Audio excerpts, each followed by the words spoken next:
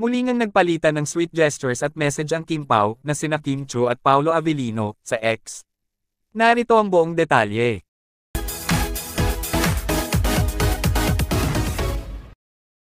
Ikinatuwa nga ng maraming netizens na available na nga for streaming ang pelikula nina Paolo Avellino at Kylie Verzosa na Elevator sa Netflix. Kung saan, isa nga si Paolo Avellino sa mga co-producers ng nasabing pelikula. Marami nga ang nag-congratulate at nagpakita ng suporta kay Paolo dahil dito.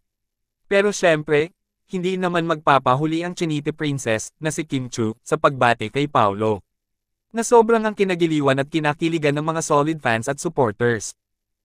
Grabe at iba na nga naman talaga ang kilig na hatid ng Kim Pao. Na kahit nga mismong sina Kimi at Daddy Paolo ay tumitindi na rin ang pagiging sweet sa isa't isa. At dahil nga dito, ay hangang-hanga nga ang mga netizens sa pagiging very supportive ni Kim Chiu kay Paolo Avellino. At kapansin-pansin nga rin ng mga netizens na mas napapadalas na nga di umano ang exchange of sweet gestures at messages sina Kim at Paolo sa social media. Kayo, anong masasabi nyo tungkol dito? Just comment down below.